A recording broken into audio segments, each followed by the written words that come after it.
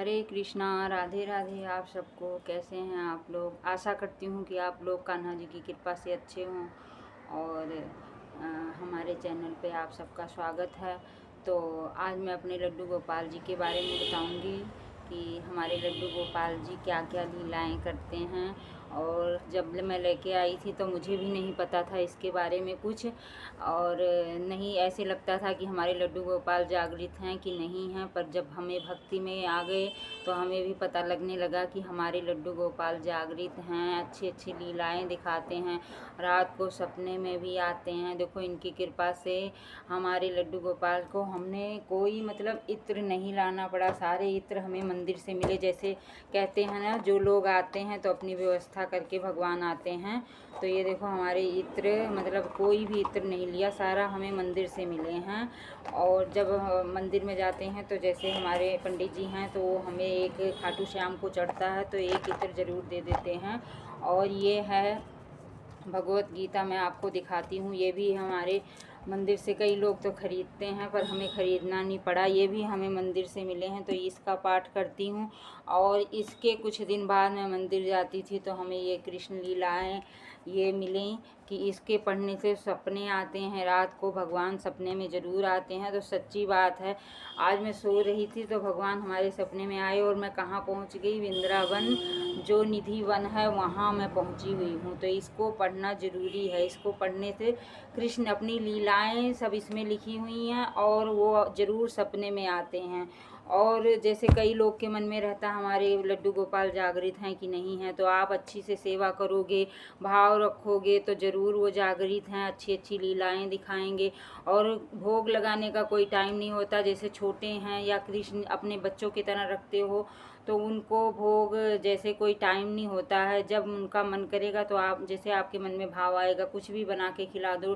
Time नहीं होता कि सुबह शाम ही लगाएं। जैसे आप कोई चीज़ बनाते हो तो वो ज़रूर भोग लगा दो, पहले भगवान के लिए निकाल दो इतना। जैसे हम चाय पानी पीते हैं तो भगवान के लिए कोई चीज़ बना दो अच्छी से कि वो खा पी लें आराम से।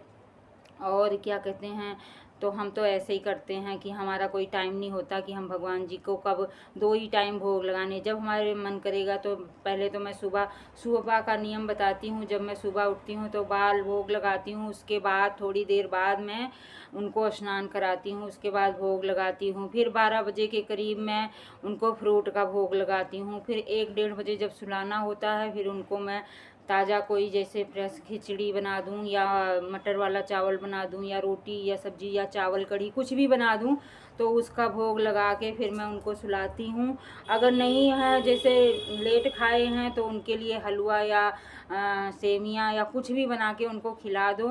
और उसके बाद फिर मैं सुला देती हूँ। फिर 4 बजे के करीब मैं उनको उठाती हूँ और उसके बाद फिर मैं दूध गर्म करके पिलाती हूँ। और साथ में जैसे कोई चीज़ बना दिया घर पे, अपना सैंडविच बना दो, बर्गर बना दो, टिक्की बना दो, कुछ भी बना दो। जैसे नहीं तो कोई चीज़ बना के मतलब खिलाना ज़रूरी होता है। जैसे हम लोग खाते हैं वैसे भगवान को भी ज़रूरी होता है। ये सब भाव होता है, जैसे एक भाव होता है तो वैसे उनके साथ भाव रखो और उनको समय समय से खिलाओ पिलाओ, अपने बच्चों की तरह रखो। तो देखो ज़रूर सपने में आएंगे और आपको अपनी लीला दिखाएंगे।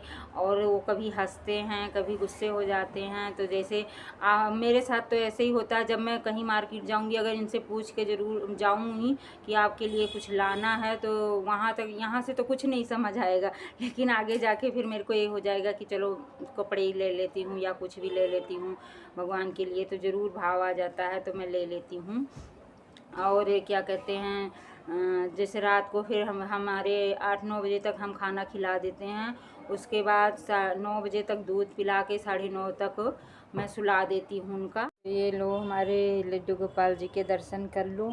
और ये हमारे लड्डू गोपाल जी बहुत छोटे हैं। देखो बड़े तो सब ले आते हैं सेवा करने के लिए, लेकिन सेवा सबसे ज़्यादा करना फल छोटे का ही होता है, क्योंकि छोटे को कोई लाते नहीं छोटा करके, और बड़े को सब ले आते हैं। तो जिसके किस्मत वाले होते हैं, जिसके